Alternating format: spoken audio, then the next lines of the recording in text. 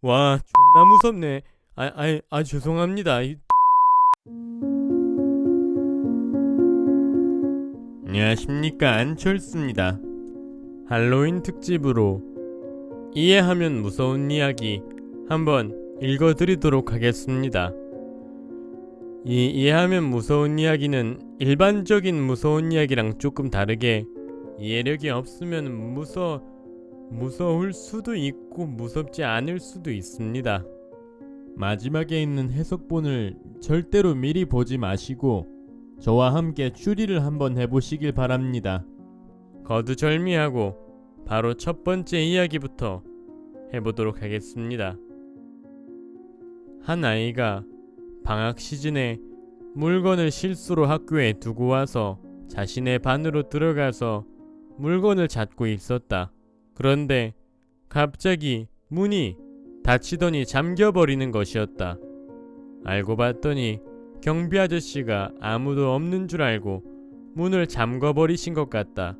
그래서 아이는 어쩔 수 없이 하루를 버티고 이틀을 버티며 소리도 질러보고 울어도 보았지만 끝내 사람은 오지 않았고 개학날이 돼서야 사체로 발견되게 되었다. 그 이후에 아이의 시체 옆에 일기장이 하나 있었는데 그 일기장에는 이렇게 적혀져 있었다. 너무너무 무섭다. 너무너무 배고프고 엄마도 무척 보고 싶다. 내가 정말로 무서운 것은 여기에 나 혼자 있다라는 것도 있고 아무것도 보이지 않는 어둠도 있지만 무엇보다 가장 무서운 건 열쇠구멍 틈으로 나를 바라보고 있는 경비 아저씨의 빨간 눈이다. 라는 이야기인데요. 이게 왜 무섭지? 그러니까 이게 여기서 경비 아저씨의 빨간 눈이 지금 포인트인 것 같습니다. 이렇게 눈이 충혈됐지 않습니까? 눈 충혈된 건 비타민 A가 부족해서 그런 겁니다. 제가 또 의사였지 않습니까? 비타민 A가 부족할 때는 피부와 점막세포가 제 기능을 다하지 못하는데 그럴 때는 당근 또는 유제품을 많이 드시면 바로 해결될 수 있는 문제입니다. 아마도 제 해석이 맞을 겁니다. 이게 무섭나? 무서운진 잘 모르겠습니다. 사실 제가 담력이 좀 센 것도 있습니다. 어쨌든 바로 두 번째 이야기로 한번 넘어가 보도록 하겠습니다. 나는 정말로 살이 너무 많이 쪘다.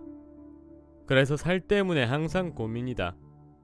그러던 어느 날 TV에서 알약 한 알만 먹으면 간단하게 살을 뺄 수 있다는 광고를 보게 되었다. 물론 그 광고를 본 대부분의 사람들이 터무니없다며 넘겼지만 난 정말로 살이 너무나도 빼고 싶었기 때문에 지푸라기라도 잡는 심정으로 그 캡슐을 주문했다. 나는 반신반의하며 캡슐을 곧바로 꿀떡 삼켰다.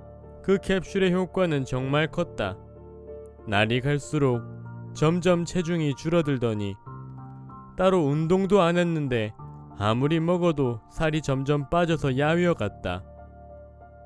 그래서 뚱뚱했던 내 체형은 어느새 날씬한 몸매로 변했고 내가 원하는 체중만큼 몸무게를 줄일 수 있었다. 그런데 한 가지 고민이 생겼다. 살이 빠지기 전에서부터 점점 가벼운 복통이 있더니 살이 빠지면서 점점 그 복통이 심해진다는 것이었다. 결국 도저히 견딜 수가 없어서 나는 병원에 갔다. 나의 배를 조사한 의사들은 경악했다. 라는 이야기인데요. 이건 제가 딱 판단을 해봤을 때 이건 대장암입니다. 100%입니다.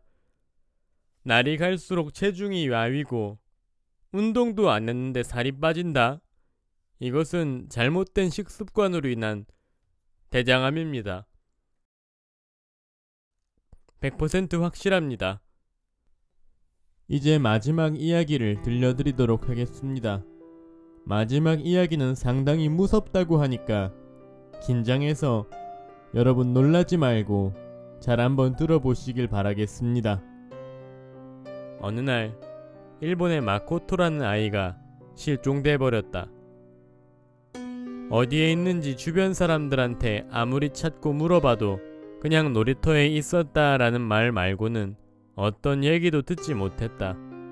너무 답답했던 마코토의 부모님은 경찰도 믿을 수가 없어 심령술사를 찾아가게 된다. 심령술사에게 마코토의 옷을 쥐어주며 도대체 마코토가 어디 있는 거냐고 물어봤다. 그러자 심령술사는 깊은 고민을 하더니 마코토의 눈은 지금 고급 접시들과 아주 훌륭한 사람들을 바라보고 있다고 했다. 그리고 그녀의 위장에는 아주 값비싼 음식들이 들어가고 있다고 했다. 이것을 들은 부모님은 너무나도 기뻐서 그렇다면 마코토가 지금 어디 있는 겁니까? 라고 물었다. 그러자 심령술사는 한참을 고민하더니 이렇게 대답했다. 마코토는 전 세계에 있습니다. 그러자 부모는 그 얘기를 듣고 오열했다. 라는 이야기입니다.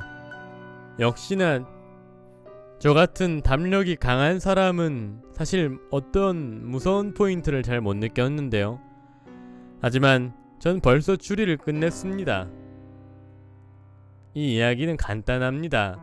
일단 마코토가 전 세계에 있고 어떤 부잣집 같은 맛있는 음식도 먹고 멋진 사람들을 만났다 하지 않았습니까? 한마디로 마코토는 지금 유튜브 스타가 된 겁니다. 유튜브가 떡상을 하니까 맛있는 것도 많이 먹고 멋있는 사람들, 인싸들도 많이 만나는 겁니다. 그래서 마코토가 이렇게 개떡상하니까 부모님도 너무 기뻐서 그냥 얼싸 좋다 그냥 오열을 해버린 겁니다. 이건 이해하면 무서운 이야기가 아니라 기쁜 이야기입니다. 마코토 축하합니다. 네, 이렇게 마지막 이야기까지 잘 들어봤습니다. 여러분 어떠셨습니까? 전 사실 별로 그렇게 무섭진 않았습니다. 결말을 보면은 반전이란 게 있을 수도 있지만 아마도 제 추리가 다 맞을 거기 때문에 딱히 그런 기대는 하지 않고 있습니다. 결말 한번 보도록 하겠습니다. 첫 번째 해석입니다. 첫 번째 이야기, 교실에 갇힌 아이에 대한 이야기였죠. 아마도 저는 이게 경비 아저씨가 눈이 충혈됐을 때 그 눈 건강의 악화에 대한 위험, 이게 바로 이해하면 무서운 이야기 결말이라는 생각이 들었는데요. 한번 읽어보도록 하겠습니다. 첫 번째 이야기 해석. 아이는 경비원의 실수로 갇히게 된 줄 알았는데 알고 보니 경비 아저씨가 일부러 자신을 가둬놓고 그 모습을 즐겼던 것?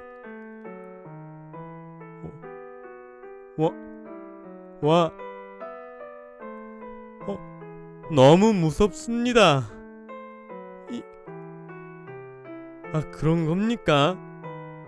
교실에 애를 가두고 안 보내준 겁니까? 저 진짜 너무 무섭습니다.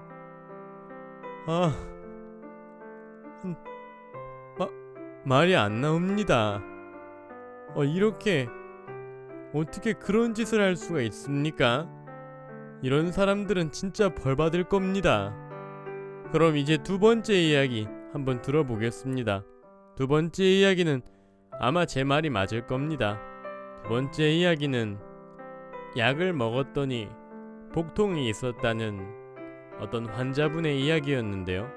제가 봤을 때는 아마 대장암이 100%인 것으로 보이는데 그래도 한번 확인해 보겠습니다. 두 번째 이야기 해석.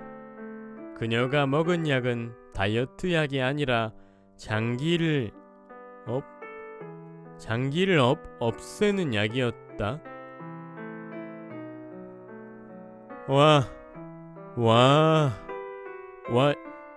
이게 말이 됩니까? 진짜 이게 말이 됩니까? 장기를 없앴습니까? 이건 의사도 아니고 이거는 히포크라테스 선서 안 지킨 겁니다. 너무 무섭습니다. 이거 왜 한다 했습니까? 제가 누가 하자 했습니까? 제가 하자 했습니다. 그때 이거는 말이 안 됩니다. 그러면 마지막 한번 들어보겠습니다. 아마 마지막은 맞을 겁니다. 미코토였나 마코토였나 하는 친구가 갑자기 사라져서 그 친구가 전 세계에 있다는 이야기를 들은 그 얘기입니다. 세 번째 이야기 해석. 전 세계에 있다는 뜻은 마코토는 장기 매매를 당해 전 세계에 장기가 나눠지게. 와, 그러면은 전 세계에 있다는 게 그게 유튜브 스타가 아니라 장기 매매를 당한 거였습니까? 와 이거 존나 무섭네. 죄송합니다. 저도 모르게 저 못하겠습니다. 이 세상이 썩었습니다. 저 나가겠습니다. 안녕히 계시.